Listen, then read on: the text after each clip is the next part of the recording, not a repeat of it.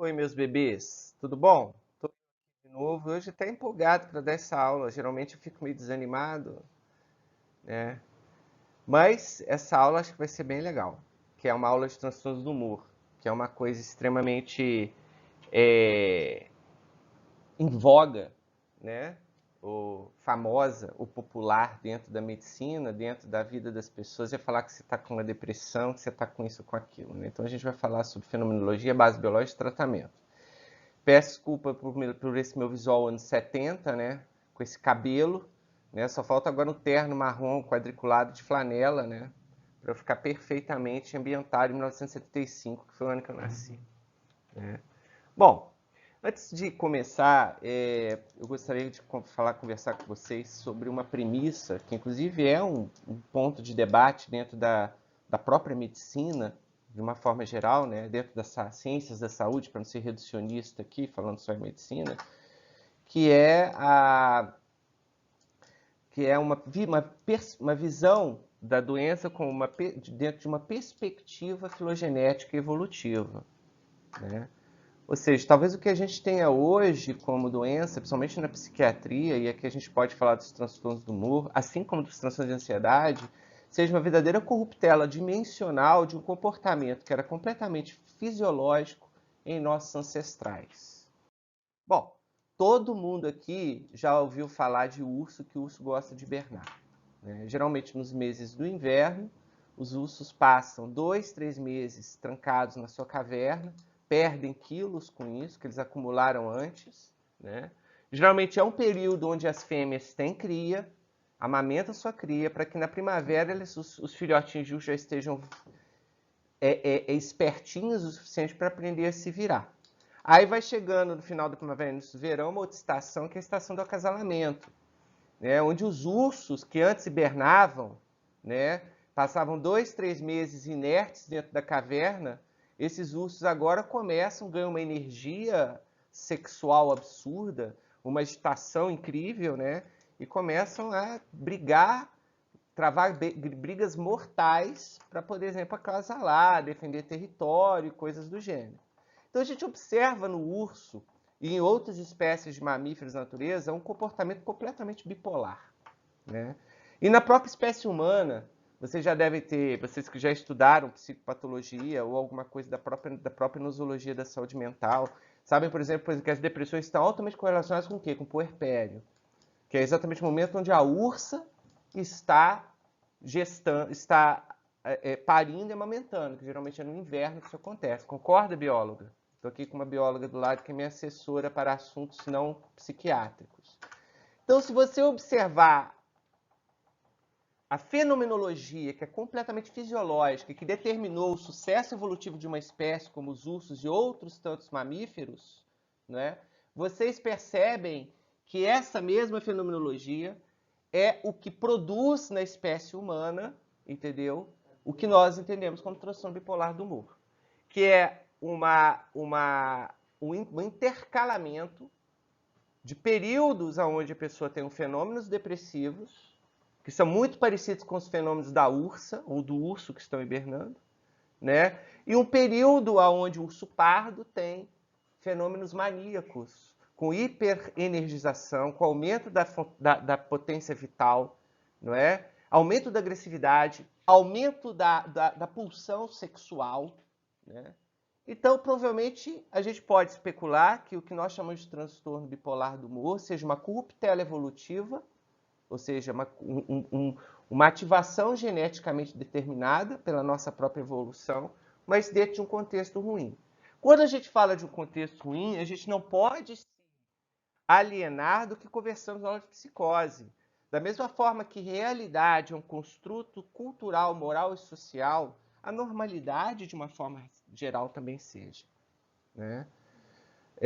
Eu não sei até que ponto, do ponto de vista, eu estou sendo, talvez aqui eu possa ser muito criticado pelo que eu vou falar, mas eu não sei até que ponto, do ponto de vista biológico em si, o transtorno bipolar, salvo aqueles momentos em que ele coloca a vida da pessoa em risco ou produz um suicídio, ele realmente pode ser considerado uma patologia a priori. Eu não sei se em algum tipo de cenário, algum tipo de população humana, o comportamento bipolar poderia ser um determinante biológico do sucesso da espécie humana. Se nós observarmos o próprio transtorno bipolar, veremos que existem vários estudos que correlacionam o transtorno... Só um minutinho. Amanda, fecha a porta da cozinha para mim, por favor. Que correlacionam o transtorno bipolar, não é? O transtorno bipolar, não, correlaciona o transtorno de humor, né, com processos sazonais, né? No hemisfério norte, por exemplo, a incidência de depressão aumenta muito no inverno. E existem vários fatores biológicos que podem induzir isso, que são explicáveis. Por exemplo, aqui a gente observa uma redução do tempo do dia de luminosidade nas estações do ano. No hemisfério norte isso é muito mais evidente. No verão o sol se põe às 9 da noite, no inverno ele se põe às 4 da tarde.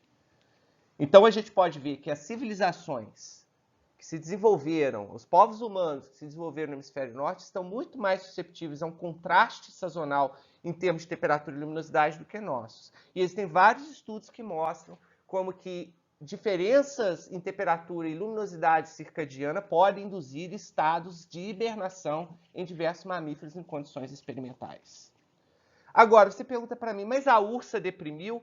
Querido, você acha que a ursa vai ficar 3 meses na caverna por quê?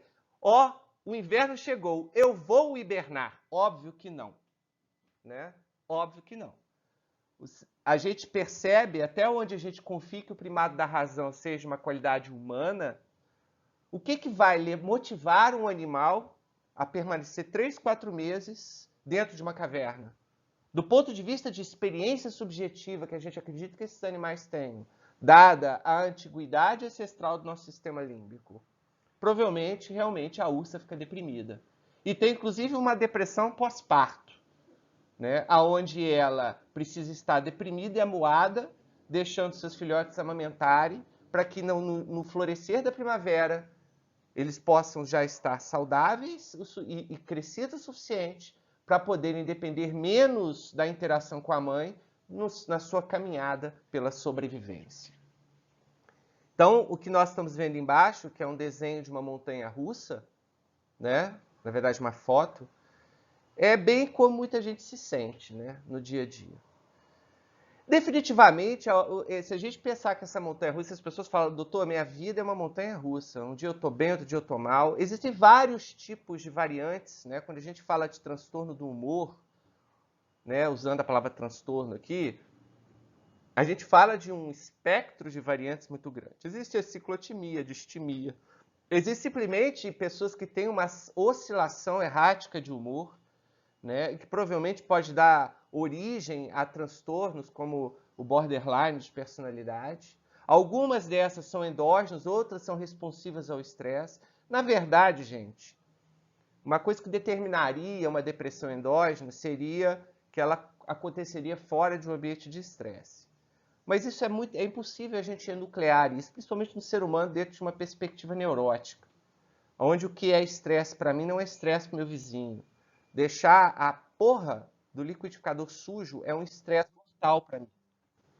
O copo liquidificador, né? Porque quando eu faço meu suco verde de manhã, eu tenho que obsessivamente lavá-lo imediatamente. Então, o que é estresse para um não é estresse para outro. E que provavelmente existe um determinante estressor no desencadeamento desses processos, pode ser. A gente pode considerar a própria variação de luminosidade como um mecanismo estressor. No momento que você considera estressor, tudo aquilo que interage com você e exige de você uma adaptação de alguma forma comportamental. Isso é o que nós chamamos de estresse. A tolerância a esse estresse pode ser muito variável entre as pessoas. E muitas vezes essa tolerância ao estresse é o que irá determinar o que nós chamamos de oscilações do humor. Então a gente pode dizer que, a priori, 80% a 90% de tudo que é psiquiatria, ou não diria psiquiatria, tudo que é saúde mental, ou a saúde chama, ou o popular chama de depressão, nada mais é do que uma resposta desadaptativa ao estresse. E assim deve ser tratado. Para que nós também não nos alienemos a meros autômatos bioquímicos, né? Abrindo mão da nossa capacidade, do nosso mandato de produzir resiliência, nos adaptando às situações adversas de vida. Ah, eu repeti essa imagem. Bom, o que vocês estão vendo aí? Apesar da minha cara estar em cima, esse é o Bob Esponja e Lula Molusco. Né? A própria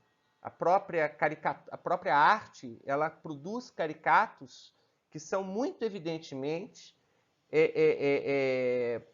correspondentes às situações não apenas fisiológicas, mas também patológicas da vida humana. Lula Molusco é claramente o depressivo distímico crônico. Aquele cara irritável, aquele cara de baixa energia, você olha para a cara dele, ele está sempre com essa cara de que não dormiu nada a noite inteira. E o Bob Esponja é claramente aquele histérico hipomaníaco, né? Tá sempre feliz, tá sempre empolgado, tá sempre disposto a alguma coisa, cheio de energia e sempre se mete em encrenca, né? Por quê? Quanto mais você se move, quanto mais hiperativo você é, mais caos você produz. E isso é uma lei da termodinâmica, né? Bom,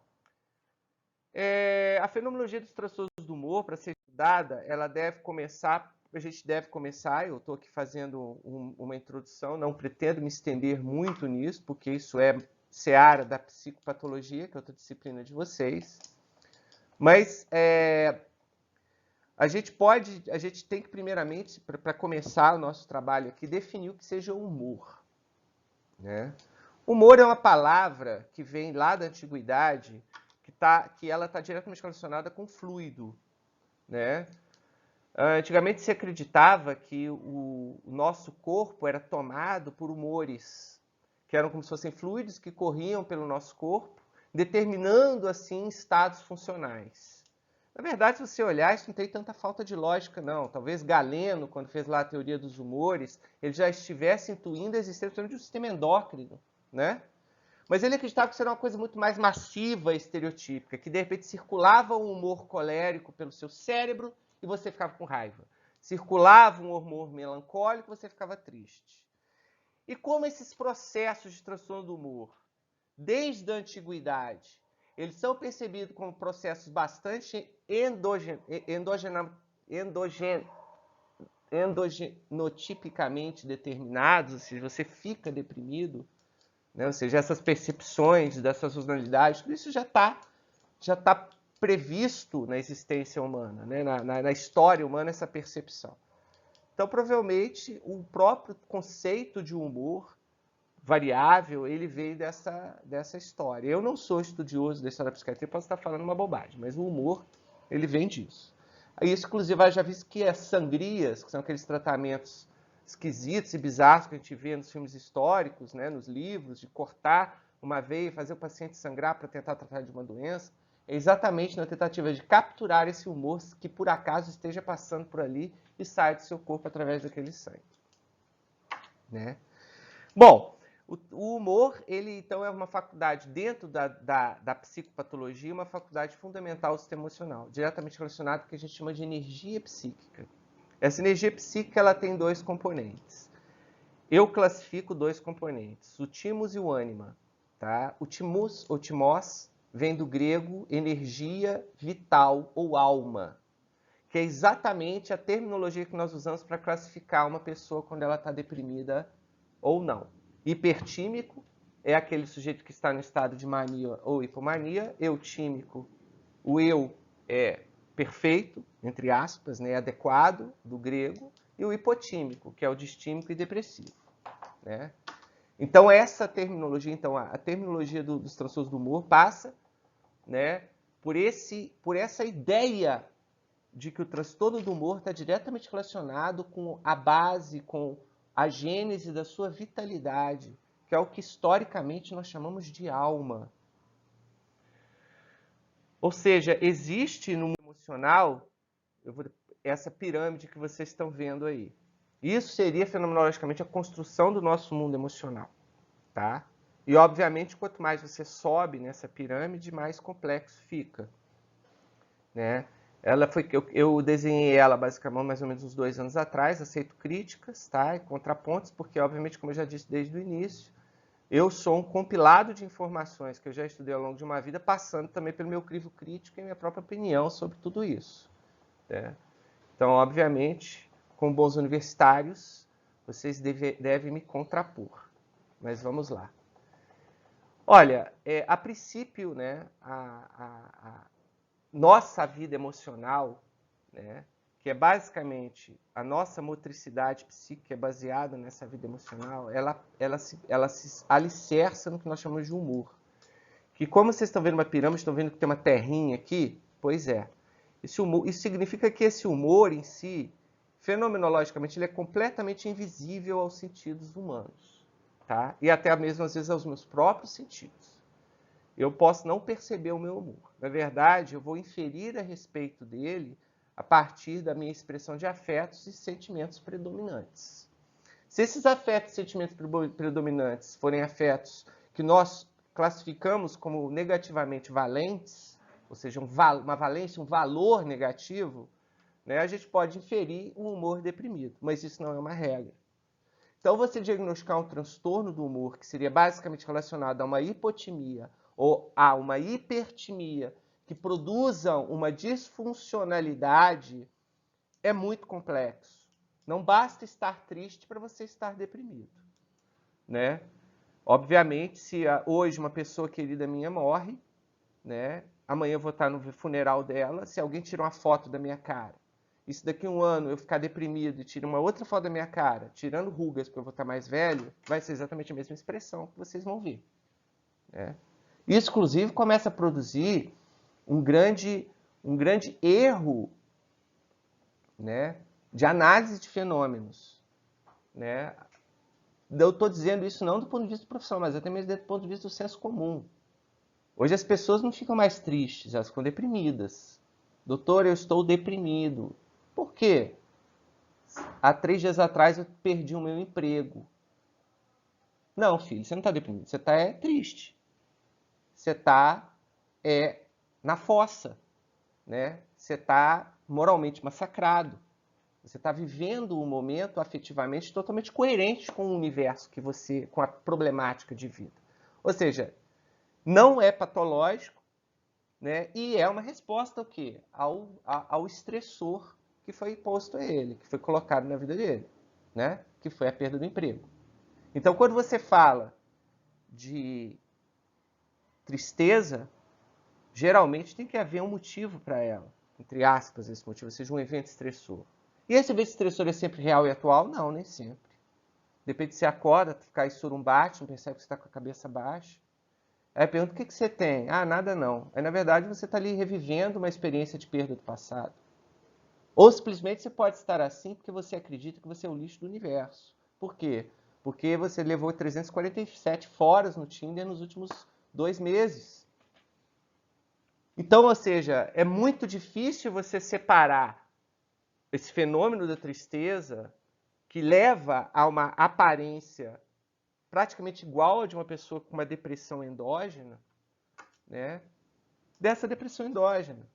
Então, ou seja, o diagnóstico de um transtorno do humor, a princípio, né, ele requer uma anamnese muito bem feita. Ele requer se conhecer muito bem a pessoa com a qual você está conversando. Apesar de você ter uma fenomenologia depressiva, não significa que aquela pessoa esteja com depressão. Depressão, enquanto um transtorno primário, ela é secundária a um rebaixamento ou uma alteração desse humor que ninguém vê.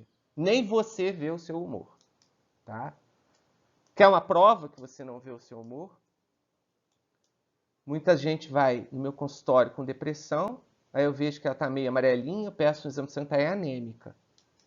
Então, ou seja, a vivência dessa desvitalização é o que nos remete à ideia de estar com um humor bom ou ruim. Ou seja, tirar o seu sangue é literalmente de te desvitalizar. Seus processos metabólicos e biológicos são prejudicados com a redução dessas células vermelhas. E a fenomenologia que o cara interpretou quando foi no meu consultório é: estou deprimido, tem 2 meses que eu estou deprimido. Não, filho, tu tá com uma úlcera sangrando no seu duodeno, tá?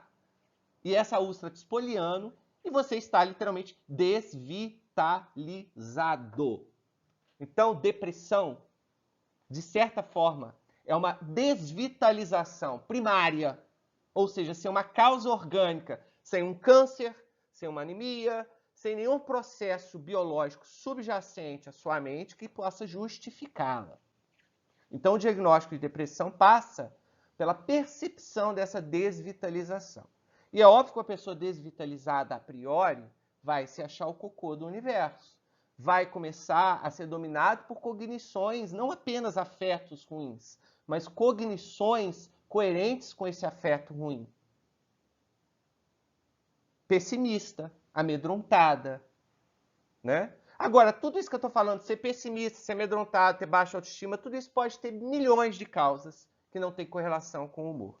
E eu digo, gente, a regra em ser humano é passar por períodos onde você se acha o cocô do universo, onde você tem medo de coisas que você não teria em outros momentos da vida, né? Isso faz parte do nosso jogo adaptativo com a Terra e com o mundo que nós vivemos. Muitas vezes, como somos seres neuróticos, somos seres cheios de ideias e fantasias e imagens, muitas vezes o nosso estressor não vai ser nada objetivo que a gente tem aqui agora. Vai ser algo completamente recôndito dentro do seu eu, das suas crenças foram construídas quando sua avó batia em você e chamava você de burro porque você não acertava a conta. E isso construiu em você um condicionamento ou uma vivência ou qualquer outra coisa que a psicodinâmica explique, que faz com que você seja uma pessoa cronicamente com baixa autoestima. E se a gente olhar do ponto de vista da epidemiologia, né, a gente pode estar tendo um verdadeiro viés na crença do que é um transtorno de humor, da nossa epidemiologia dos transtornos de humor. Porque nós estamos diagnosticando erroneamente ansiedade, medo, baixa autoestima, estresse produzido pelo modo de vida humano, com uma condição que é, do ponto de vista conceitual, endógena de você. E o que produz esse rebaixamento de humor? O que vitaliza ou desvitaliza você? Isso a gente vai falar na parte 2 da aula. Mas aí vai desenhando um pouquinho essa pirâmide, né? Na verdade, o que eu tentei de todo jeito fazer um degradê verde, onde um lado é mais escuro e outro é mais claro na horizontal, mas eu não consegui, então ficou na vertical mesmo, tá? Ficou nesse sentido aqui. Mas, na verdade, isso é um processo dimensional. A gente não tem um divisor objetivo falando que você está hipotímico, eutímico ou hipertímico. Isso é um contínuo. E é um contínuo que varia o dia inteiro. Tá? O humor é uma propriedade que oscila. Tá? Obviamente, essa oscilação do humor é algo que acontece normalmente, mas geralmente secundário. Ou seja, porque você passa por experiências ruins e esse humor também pode oscilar por causa disso. Existe depressão secundária, gente. Né? Que é quando você está exposto cronicamente ao estresse e de repente isso vai desvitalizar você. Como uma anemia, mas não é primário. Não é essa desvitalização primária. Né? Eu coloquei embaixo em vermelho hipobulia e hiperbulia, que é outro conceito que geralmente não é juntado pelos autores com o timós, mas eu considero como sendo duas faixas de uma mesma moeda. Ao mesmo tempo que você tem o timós, que manifesta a sua vitalidade do ponto de vista psíquico, existe também um ânima, que é a sua capacidade de se mover psiquicamente. Né? Que pode ser dentro de um espectro classificado como hipo e hiperbolia. Essa hipo e hiperbolia nesse espectro são exatamente os sintomas predominantemente cardinais dentro das fases negativas da esquizofrenia. Lembram? A hipobolia. Desculpa, hiperbolia não. Assim como a anedonia e a apatia. A adenonia e a apatia são duas consequências da redução desse ânima. Se você tem um ânima reduzido, você não vai ter resposta nem motivações para ter prazeres. Então, esse timose e esse ânima, eles estão diretamente relacionados, queridos, com as duas dimensões da vida psíquica, que eu falo para vocês desde a primeira aula. Cérebro anterior, que trabalha com o quê? Que trabalha a priori com as nossas produções, que está diretamente relacionado com o ânima, e o cérebro posterior, que trabalha com as nossas experiências, diretamente relacionado com a nossa vitalidade, com o nosso timós. Isso aqui é uma especulação dimitriana, tá? Podem rebater. Muito bem. Essas experiências emocionais que nós vivemos, né, elas dão diretamente vazão, né, aos nossos afetos, né? Ou seja, a nossa relação vai produzir os nossos afetos, que baseia-se nesse estado endógeno de humor. Né? Se você ganha na Mega Sena eutímico, você tem uma reação. Se você ganha na Mega Sena hipotímico ou hipobúlico, você vai ter outra reação. Então, entendam aí a primariedade do transtorno do humor. Tá? Entendam aí o que é primário do transtorno do humor. Então, o diagnóstico ele vai sendo objetivo no momento que você vai observando que a pessoa não responde a coisas que, de fato, ela deveria responder dentro de um contexto histórico de forma muito mais exultante, por exemplo. Né? Então, aquela história de que a melhor antidepressiva é uma bolsa com $1 milhão é mentira. Se você estiver deprimido, isso não vai te fazer ficar mais feliz. Tá? Da mesma forma que se você estiver com 5 de hemoglobina, também isso não vai te fazer mais feliz. Os afetos, então, com essa valência, geralmente eles vão ser ativados por quê? Pelas nossas memórias implícitas e pelos nossos eventos externos. Então, o afeto é o segundo nível dessa pirâmide afetiva, né? E esses afetos, eles produzem, basicamente, o elemento que vai definir comportamentos que nós chamamos de impulsivos e condicionamentos, que podem ser apetitivos e aversivos, né? A gente já falou desses condicionamentos na aula de dependência química. Então, basicamente, afetos, o que a palavra afeto significa? Aquilo que muda o seu estado interno. Tá? E isso, existe uma experiência psíquica emocional relacionada com isso, e por isso o afeto está diretamente relacionado em alça com os nossos comportamentos impulsivos e aversivos. E ele é evocado por memórias implícitas, ou às vezes até mesmo explícitas, coisas que você se lembra, né? Então eu tiraria esse implícito, tiraria apenas memórias. Você pode se lembrar da morte da sua mãe e isso gerar um afeto de tristeza. Esses afetos são estruturas básicas, das nossas reações emocionais básicas que são observáveis por nós e pelos outros. Da alegria à tristeza, passando pela raiva, né? Pelo nojo. São essas as, digamos assim, o que o Spinoza chamaria de afecções, que são exatamente os personagens do nosso afeto, né? E que esses personagens podem motivar comportamentos coerentes com eles de forma impulsiva. Se você vê uma coisa que te causa nojo, você se afasta dela. Se você vê algo que te causa raiva, você pode produzir, além daquela face de raiva, pode cerrar as mãos, né? E se você for um cara impulsivo, o celular está te causando raiva, você pode tacar ele na parede, né? E às vezes isso é muito gostoso, tá? Façam, eu já fiz, é ótimo. Lógico, o celular era velho, eu estava doido para trocá-lo, né? Então eu falei, oba, agora eu vou agir impulsivamente. E taquei ele na parede. Foi muito bom ver ele espatifando na parede. Assim. É uma delícia isso, tá? É muito catártico. Então eu recomendo, óbvio, quando o celular for velho, vocês já tiverem a fim de trocar ele. Bom, existe na ponta da pirâmide, né, a parte emocional está mais em azul, o que nós chamamos de sentimentos, que são produções emocionais extremamente bem elaboradas, que elas estão diretamente relacionadas às nossas representações semânticas, à nossa biografia. Ou seja, o sentimento ele é algo ideativo. Enquanto que o afeto é algo reativo, o sentimento é algo ideativo. Saudade é um sentimento que se linka a uma ideia, a um contexto complexo, histórico, né, de valores morais, né, aquele horror do pudor moral que te produz um processo, uma vivência, seja, uma representação disposicional. Vamos lá para a aula de memória, quando eu falei em representações disposicionais, né? Produz uma representação disposicional que não pode ser descrita de forma não pode ser descrita linguisticamente, mas ela pode ser vivenciada e ela é complexa. Quando você vê, por exemplo, uma notícia de pedófilos, né, isso te toma afetos ruins, óbvio, que é a parte reativa, mas ideativamente você produz sentimentos horrorosos com aquilo, de repulsa, de sabe? Você, você produz ideias de que aquilo não é legal. Os sentimentos são exatamente aquelas construções que norteiam a nossa vida social, tá? Saudade é um sentimento. Amor é um sentimento. Né? Certa feita eu expliquei, eu escrevi no Face que o amor, né, é uma ideia, é um ideal que não pode ser descrito. Todos os outros ideais são descritos, mas o amor é um grande ideal humano. Todos nós estamos em busca do amor, todos nós vivemos para amar. Então nós falamos que o sentido da vida é amar. Então a gente escreve o que é amor.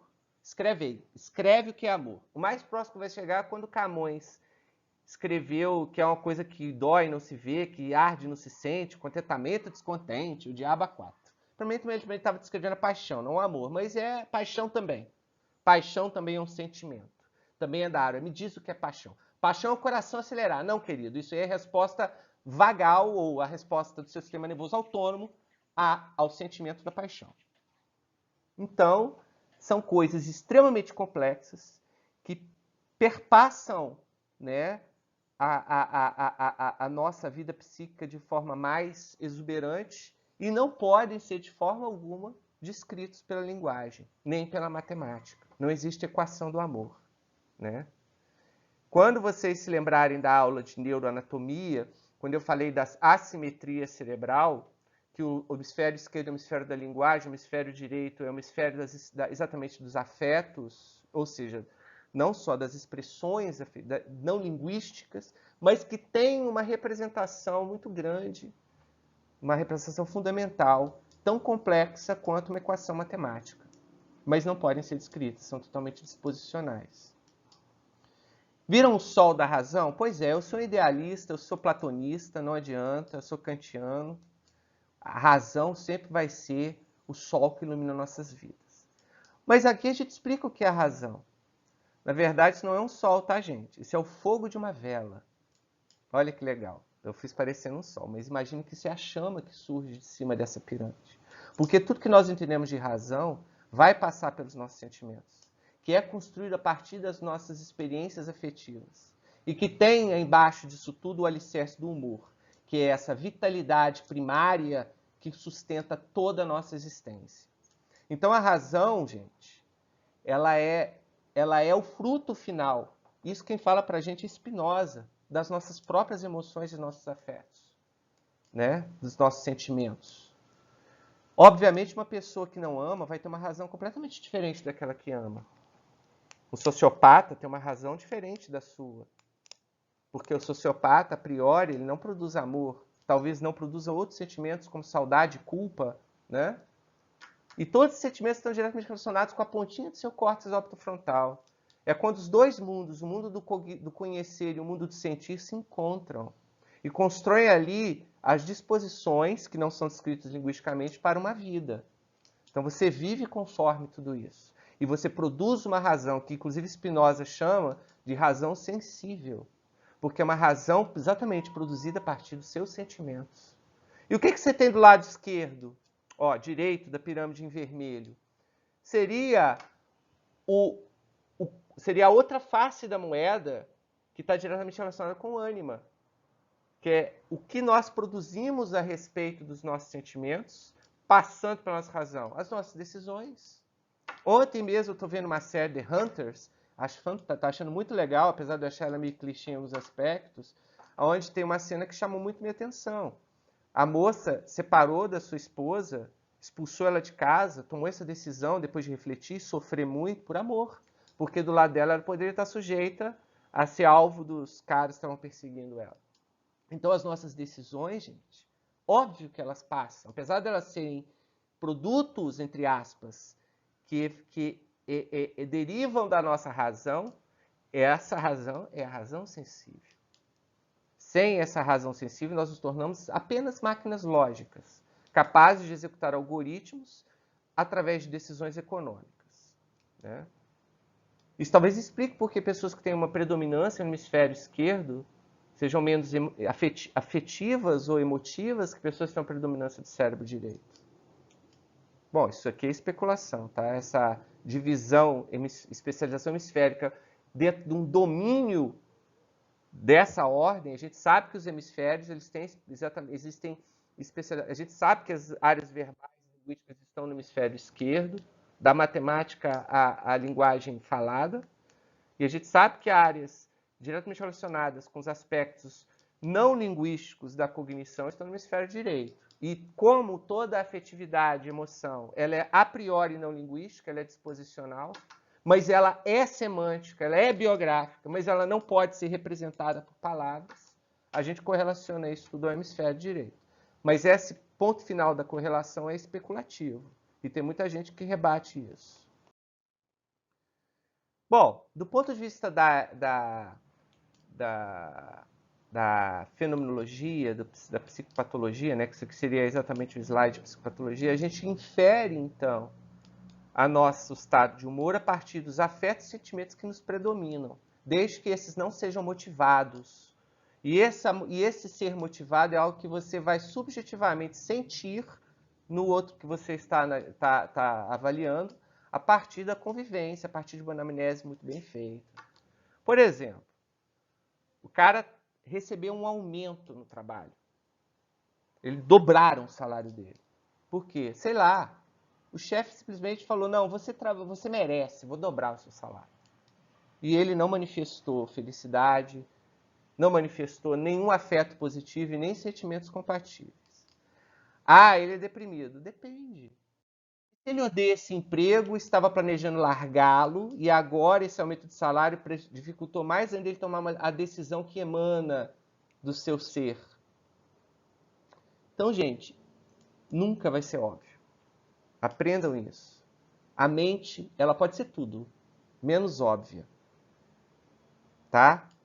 Então, essa análise, ela vai passar, e eu já comi mosca pra caramba por causa disso. Tá? A maioria dos meus exemplos são se inspirados em situações que eu já vivi. E, óbvio, o cara tá mal, ele não sabe elaborar aquilo, não quer, ganha um aumento, continua mal, às vezes até piora. E aí você fala, esse cara é maluco, dobrar o salário dele ele piorou, né? Aí você dobra o antidepressivo, né? E nada acontece. Porque antidepressivo não vai mudar a sua, digamos assim, ele vai modular a sua ansiedade e vai tratar o seu humor, mas ele não vai mudar as suas crenças, os seus desejos, né? Ele não vai mudar você. Então, esse aspecto depressivo, né, geralmente ele vai se manter. A gente tem um termo na saúde mental que é depressão refratária. Para mim, toda depressão refratária é diagnóstico errado, porque não é depressão. Porque até hoje, todo deprimido que eu tratei nos meus 18 anos de psiquiatria melhorou com antidepressivo e depois de 1 mês e meio, 2 meses usando antidepressivo. Ou pode ter piorado, mas é porque era bipolar e eu errei o diagnóstico. Aí a gente vai ver isso mais para frente. Tá? Então, para mim, o cara está no 3º antidepressivo associado com hormônio tiroidiano e indo para eletroterapia.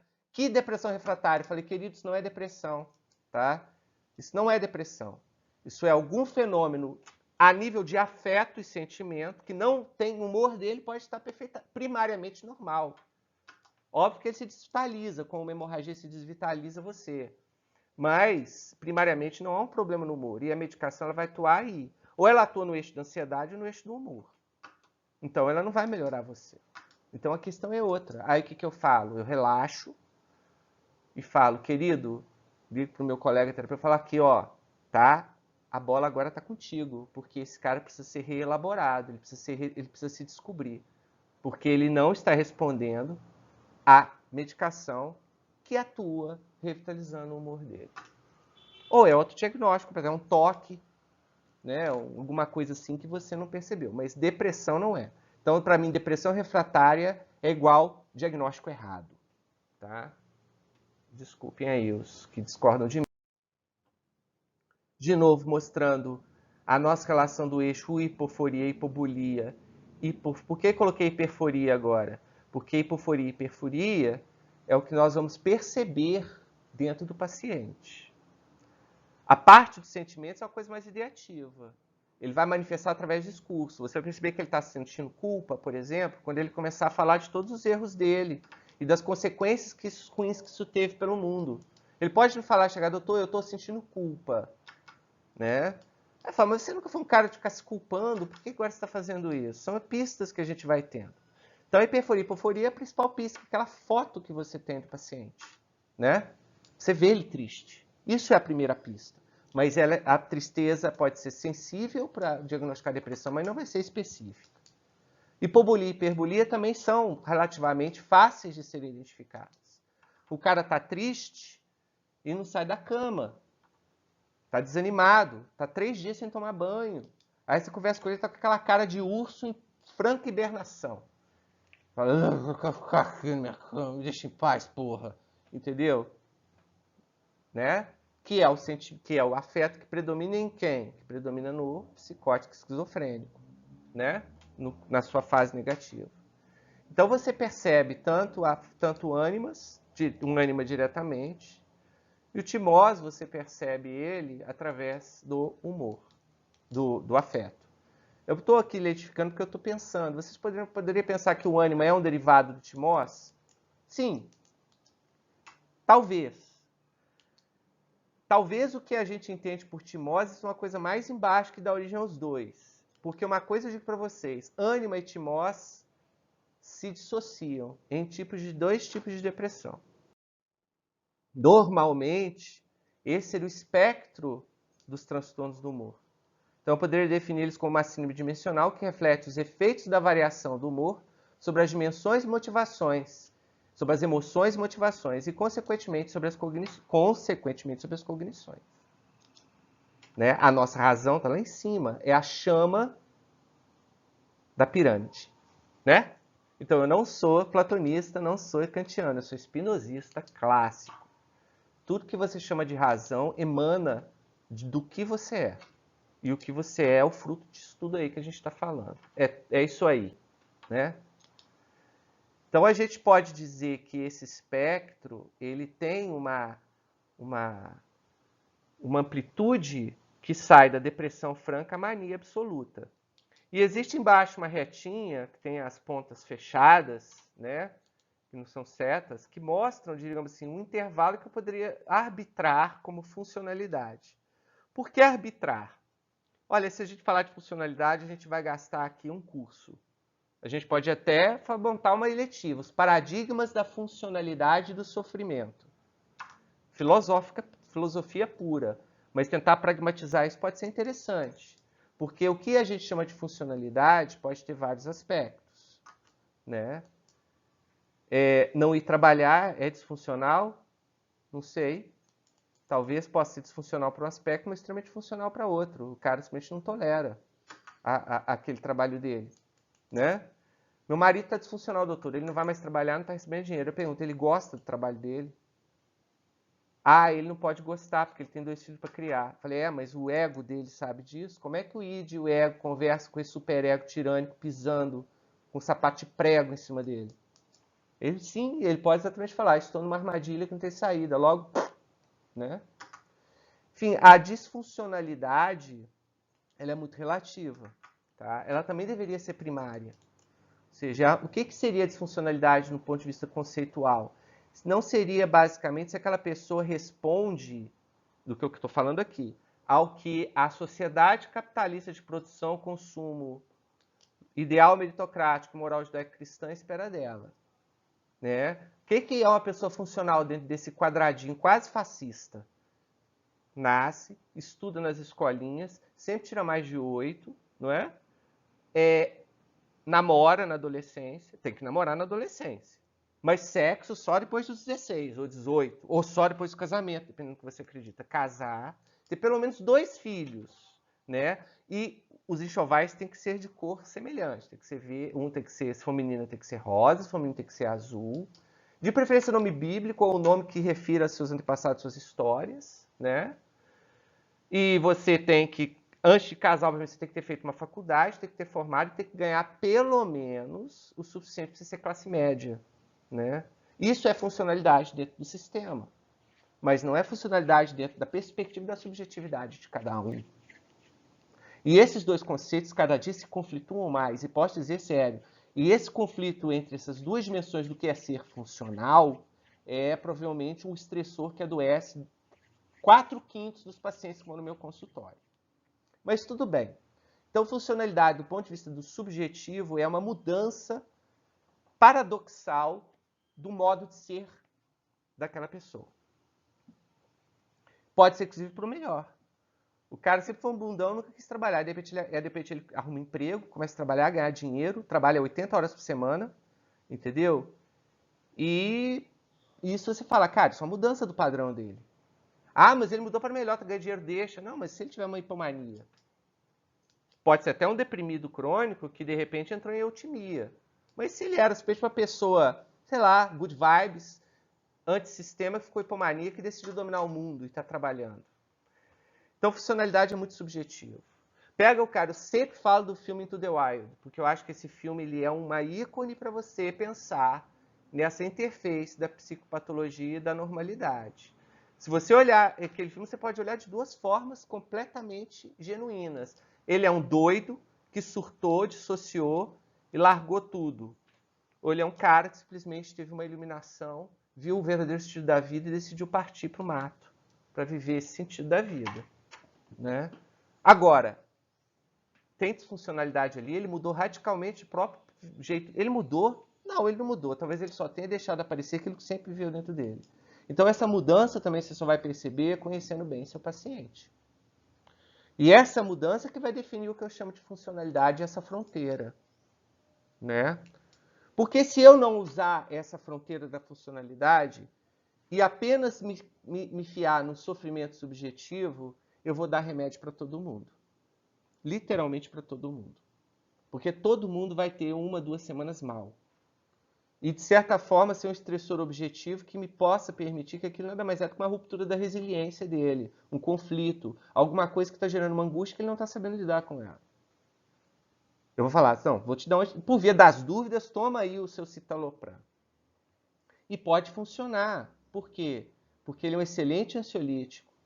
E, obviamente, a angústia gera ansiedade. E se eu cortar a ansiedade, você manda a angústia se pastar e vai tocando a vida. Eu te anestesio, né? Pois é. Então, essa barreira da funcionalidade é muito importante. E, mais uma vez, não tem uma régua para você medir. Você tem um paradigma. É uma mudança do jeito de ser daquela pessoa. Mas observando que essa mudança também pode ser, na verdade, não uma mudança, mas sim o desvelar de um eu interior que nunca tinha se revelado antes. Ou seja, é difícil. Bem-vindos. E existe aqui, olha, gente, eu chamo de umas síndromes astênicas, que seria um viés, né? Foi essa seta torta aqui, porque realmente essa dissociação ele existe mais aqui no ponto da depressão do que no ponto da mania, né? Que a gente observa realmente isso. Existem algumas pessoas que o que predomina na depressão é um rebaixamento do ânima, tá? É a depressão que o cara que está lá com anemia te procura. Mas apesar que o cara que está com anemia, ele também vai começar a viver angústias e mais emoções, medos e coisas do gênero também. Pode ser que isso aconteça. Né? Mas é basicamente, a priori, uma diminuição do ânima. O desânimo. Olha aí, desânimo. Né? É a diminuição, uma anedonia, uma hipobulia e com isso uma certa apatia. Isso pode ser o que predomina. Obviamente, com uma pessoa com ânimo baixo, ela vai produzir secundariamente cognições ruins e afetos depressivos, de tristeza, etc. e tal, melancolia, angústia. Porém, aí que vai você observar o que começa, onde que isso começa, o que predomina, o que lhe parece ser o primário. E o inverso vai acontecer. Né? Qualquer um de nós se desvitaliza profundamente sob a exposição crônica à ansiedade. E não vamos dizer que ansiedade é ansiedade, diferente de tristeza, porque não é. Porque eu nunca vi uma pessoa ansiosa e feliz. Eu sempre vejo pessoas ansiosas e tristes. Então, tristeza e ansiedade andam de mão dada. Se é que elas possam, de algum aspecto, serem divididas, se não academicamente. Então, 90% das depressões, geralmente, elas são do tipo clássico, onde eu posso observar que o elemento original é a melancolia. E ela vai gerar, com o tempo, um desânimo. Como é que se observa isso? Como começa. O paciente começa manifestando a melancolia, que já pode gerar disfuncionalidade, né? E depois ele vai para a cama. Tem o paciente que já começa na cama e depois fica melancólico, as duas coisas vão começando juntas. Isso é uma diferença, gente, que eu estou fazendo aqui, que está no livro do Stahl, tá? Então isso aqui não é coisa da minha cabeça, não. Está na literatura. Essa diferença, ela é diretamente relacionada com sistemas diferentes, monominérgicos, sistemas ativadores monominérgicos diferentes. E dentro da nosologia, pus aquele espectro, eu não falei, mas você vê depressão, distimia, que é o lula molusco, pode ser funcional. Distimia é uma doença, gente? Pois é. Eu tenho pacientes distímicos que eu já fiz o que for. Até reinventei a roda e ele não deixou de ser distímico. Talvez isso não seja um problema, seja uma característica inerente dele. E remédio não muda isso. Droga pode mudar, mas remédio não. Aí você fala assim, é uma doença intratável. Mas será que é realmente uma doença? Produz sofrimento subjetivo. Beleza. Mas está produzindo disfuncionalidade? O lula molusco vai lá trabalhar nesse cascudo, fica lá no caixa, né? Não tolera o Bob Esponja. Chega 3 clientes, já resmunga. Mas ele está ali vivendo a vida dele. Por isso que eu falo, o próprio termo de funcionalidade é arbitrário. Mas é o que a gente pode ter para tentar definir se uma coisa é patológica ou não é patológica. Sendo que o próprio conceito de patológico também é arbitrário, né? Haja vista se, quando a gente observa o urso, por exemplo, ele tem um valor dentro de um contexto social, cultural, né?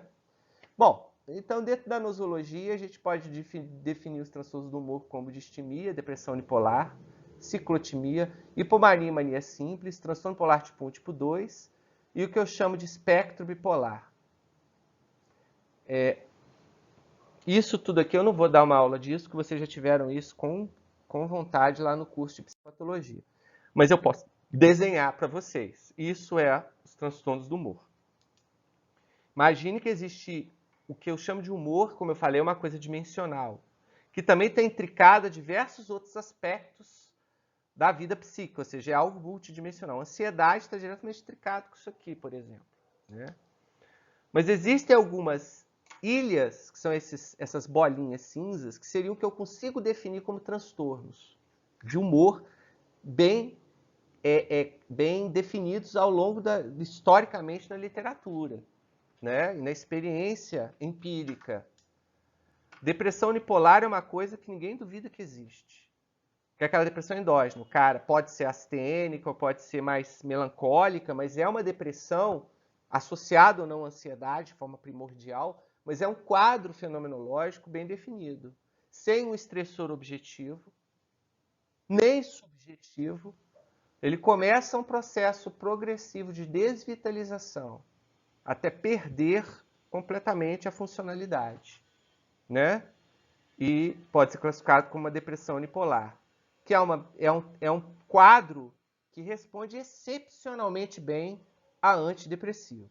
A única coisa que você vai ter que fazer é escolher um antidepressivo com o melhor perfil de efeito colateral para esse paciente. Entendeu? Se tiver insônia associada, você não vai dar uma bupropiona, por exemplo, ou vai evitar uma fluoxetina se tiver ansiedade associada, enfim. Eu geralmente sempre trato com escitalopram, que é a quintessência dos inibidores seletivos da recaptação de serotonina, e trato virtualmente quase 100% dos pacientes com depressão unipolar primária. Você tem no espectro mania. Ela está solta aqui porque ela está no DSM, no CID ela está como um diagnóstico primário, quadro de episódio maníaco, que ele, se não foi causado por cocaína nem tumor no cérebro, a gente pode chamar de mania primária. Eu, pessoalmente, nunca vi mania primária assim, do nada, né? Mas isso existe o conceito fenomenológico, e por exclusão, ou seja, o cara não cheirou cocaína, não usou droga psicoativa, não ganhou R$1 bilhão na Mega Sena, né? Ele está um quadro de hiperexcitabilidade, ou seja, a vitalidade dele, que é zero na depressão, você vê o diametralmente oposto, uma vitalidade exacerbada, E vitalidade é energia, é o eu, é minha alma. Onde isso vai me gerar tanto do ponto de vista de experiência emocional, né? Coisas extremamente intensas, podem ser positivas ou podem ser reativas também. É muito comum uma mania, a gente tem aquele protótipo mania, aquele cara que sai feliz igual o Blane. Não, pode ser uma pessoa que está agressiva, muito, assim, soltando ódio. Porque, de certa forma, ela está se achando poderosa o suficiente para deixar isso passar. Então, existe, de qualquer forma, um superdimensionamento do eu aí nessa pessoa, né? Você observa, e você observa isso dentro do comportamento pela hiperatividade. Uma marca clássica da mania, que dificilmente você vai encontrar outro problema que cause isso, a não ser drogas. Insônia sem cansaço diurno. Ou seja, diminuição da necessidade de sono. Gente, isso é muito diferente de conceito de insônia. Insônia é não dormir. Diminuição da necessidade do sono é não dormir e não precisar desse sono. Você estar bem no dia seguinte. Isso é uma marca clássica da mania. Tá? Aliás, eu considero isso, dentro da minha prática, como um único elemento patognomônico. Às vezes a pessoa não pode não estar manifestando agitação psicomotora, pode não estar manifestando alterações cognitivas, as ideias de grandeza ou delírios, pode não estar manifestando nem relação, nem estou me sentindo ótimo, estou me sentindo Thor ou Odin ou Freya, né? Mas, doutor, tem uma semana que eu não durmo e olha que legal, eu não estou com sono.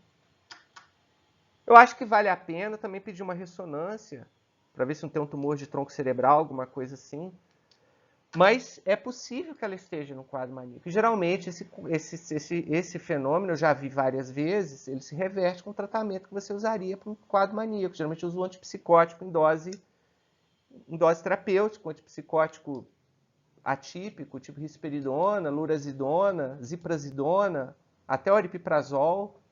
E a pessoa melhora dentro de uma semana, volta ao normal dela, né? Agora, isso é uma coisa que não é definida. Eu não fecho o diagnóstico, você está em mania. Não fecho. Mas é um componente clássico que mostra para mim que você está com hipervitalidade. Bom, tirando essa mania simples, é relativamente comum, epidemiologicamente, que com 5% da população talvez manifeste, que é o transtorno bipolar tipo 1. Que apesar de todas as suas variantes, cicla rápido, não cicla rápido, sazonal, não sazonal, teve uma crise depressiva e 10 maníacas, sempre vai ter que ter um momento da vida, pelo menos, em que ele esteve no lado da depressão e um momento, pelo menos, da vida que ele esteve no lado da mania, para eu classificamente fazer o diagnóstico de transtorno bipolar tipo 1. O tipo 2 não tem o tipo 0 não, tá? Só tem o tipo 2 e o tipo 3 também. Sem piadinhas, né? Ah, você é bipolar tipo 0. Não, tem nada disso não.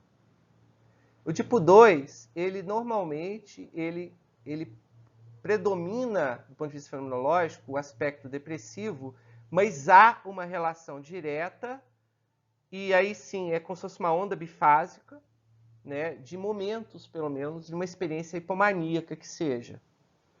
Que é o que? Hipomania, a gente já pode considerar como sendo um aumento da vitalidade, mas que não se torna disfuncional a priori. Inclusive, tem muita discussão. Ah, deixa ele com a hipomania dele, pô, o cara tá tão bem, trabalhando, vivendo, né, empolgado. Mas os hipomaníacos acabam também se lascando cedo ou tarde. Eles vão fazer M's, tá? Pegar AIDS, coisas do gênero. Então é bom, realmente, você pode até não medicar o hipomaníaco, mas que ele esteja em acompanhamento terapêutico, né, para ele ter um superego auxiliar, isso é fundamental. Porque a hipomania, ela pode não produzir essa disfuncionalidade exacerbada, mas ela produz uma vida com maior exposição a riscos, que é o terceiro elemento para a gente definir se trata ou não. Será que eu devo tratar uma pessoa que está exposta a riscos, mas está feliz e está funcional? Complicado. Então, tudo isso é caso a caso, né? Muito bem. Mas hipomania não é tão incomum assim, né? Muita gente já me deu esse diagnóstico, mas eu não sou hipomaníaco porque eu conheço meu mundo interior, eu sou só hiperativo mesmo, tá? Porque no mundo interior hipomaníaco ele se acha realmente o último pacote do biscoito. E eu não me acho isso, por mais que pareça. Note pela minha cara, né? Minha barba, meu cabelo de anos 70. Eu teria dado jeito de cortar ele se eu me achasse tão gostoso assim. Aí você fala, mas a pessoa que se acha boa demais, ela nem vai se preocupar com a aparência. Mas não é o caso. A distimia seria o correlato polar da hipomania. É o Lula molusco. Então eu poderia ter dizer que é Bob Esponja, hipomania, né? Ele vai tacar fogo em alguma coisa cedo ou tarde. E Lula molusco, distimia. Pronto. Então vocês já sabem fazer diagnóstico, tá? E são estados perenes. A pessoa, ela vive nesses estados.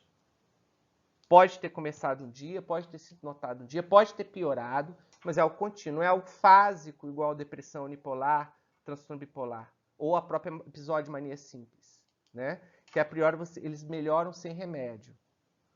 E a ciclotimia é um quadro bem complicadinho, difícil de diagnosticar. Você confunde muito com transtornos reativos, impulsivos, como, por exemplo, borderline, talvez, ou personalidade emocionalmente instável, que é onde você tem uma ciclagem dentro dessa faixa de distimia e hipomania nas pessoas. Geralmente é o cara que acorda mal, dando coice em todo mundo, irritado e mal-humorado, e termina o dia fazendo festa, né? Falando eu te amo para todo mundo e sem álcool, né? Geralmente esses ciclos eles são fixos, mas eles podem ter dimensão diferente. Eu sempre vejo ciclotímico com oscilação diurna. No mesmo dia ele experimenta as duas sensações. E, gente, está claro que isso tem a ver com o ciclo circadiano. Está claro que isso aí tem a ver com o ciclo sono-vigília da pessoa, né? Mas trata-se razoavelmente bem, tanto a ciclotimia quanto a hipomania, com estabilizadores do humor. A mania eu já trato com antipsicótico mesmo, né? Pelo menos para tirar da crise. Então aqui a gente tem, assim, existe também o transtorno bipolar tipo 3, que já é completamente aceito, que tem um espectro parecido com o tipo 2. Mas ele é assim, é um deprimido que quando toma antidepressivo, pum, ele vem para cá. E tem um quadro hipomaníaco pelo menos. Opa! Isso não é incomum, tá? Não é incomum. É muito comum. Só que esse pode não ser uma hipomania. Pode ser uma experiência, né? A vivência de uma experiência de hiperexcitabilidade, tá? A pessoa fala que está elétrica, está excitada, não consegue dormir. Aí você fala com ela, a pessoa estava deprimida. Aí você fala, eu não sei o que está acontecendo comigo. Parece que estou em choque. Entendeu? Tá. É tudo da mesma classe. É porque a coisa é dissociada. Ele aumentou a estabilidade, mas reduziu, ou seja, não melhorou o estado de humor. Pode ser também melhorar o estado do humor. Eu tenho uma paciente que, deprimido, crônico, todas as vezes que eu tentei usar antidepressivo dentro de um esquema, tá? Agora, essa depressão crônica dele também é questionável. Não é unipolar, tá? Aí o que acontece? Dá 3 dias, ele começa a ir pra farra. Beber, sair, pegar... Tô ótimo, doutor! Nossa! Esse antidepressivo foi... Eu falei, você tá ótimo, Cacilda. Você tá hipomaníaco mesmo. Vamos tirar essa porcaria e vamos mudar seu esquema. Né? Então, esse tipo 3 já é bem estabelecido na literatura. Agora, se você for ler o livro do Stahl, ou pega lá os trabalhos do Akiskel, tem mais de 58 tipos de transtorno bipolar. Eu digo para isso aí já começa a ser uma noia de obsessivo de superclassificar a natureza, o que não é mais classificável, que é exatamente o resto dessa área que vocês estão vendo aqui verde, que é o espectro bipolar.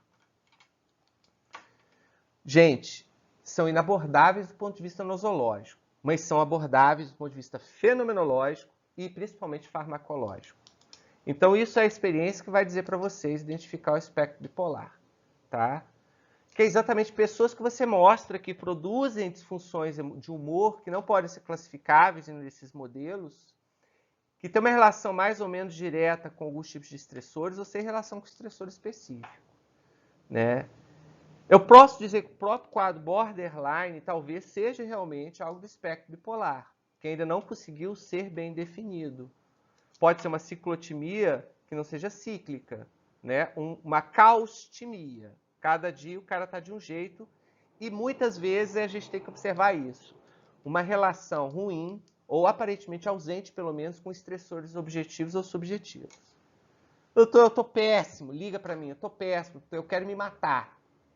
Aí você pergunta, o que aconteceu? Nada. O que você pensou? Conversa 10 minutos. Aí a pessoa vai falar que está se lembrando, sei lá, do esporro que o chefe deu 10 anos atrás.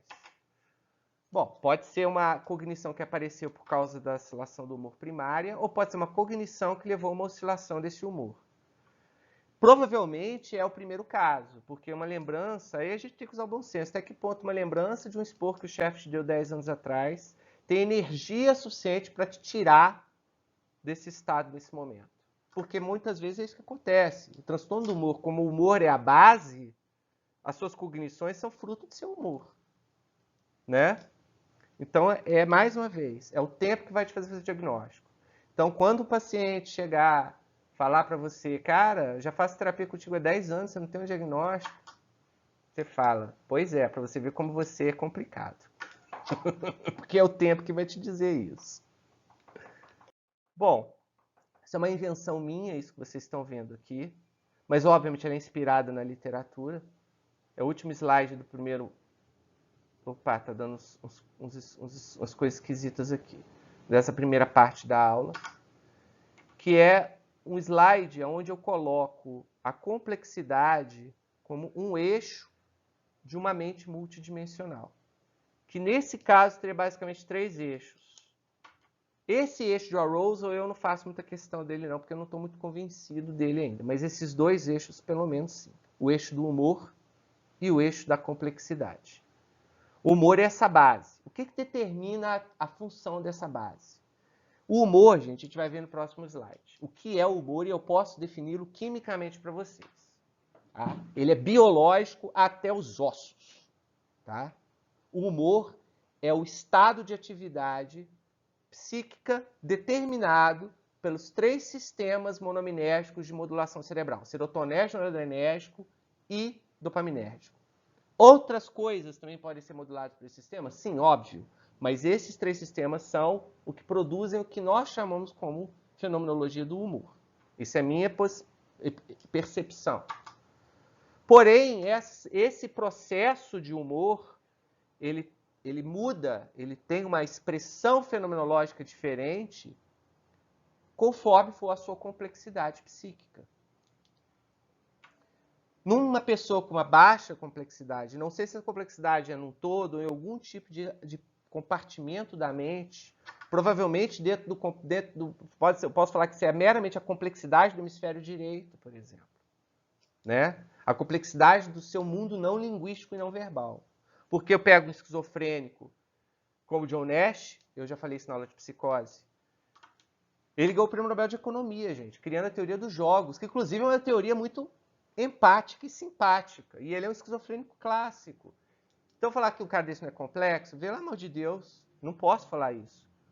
Mas eu posso dizer que alguma parte do cérebro dele tem uma complexidade diferente do meu, por exemplo. Menor, do ponto de vista quantitativo.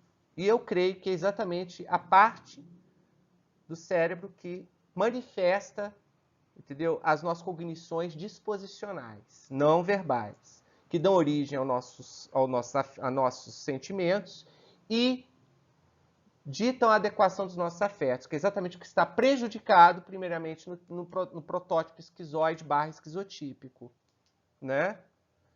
Então, vocês observando esse espectro, fica muito claro a gente conseguir enxergar a esquizofrenia como um transtorno bipolar numa pessoa de baixa complexidade psíquica na formação das suas representações disposicionais.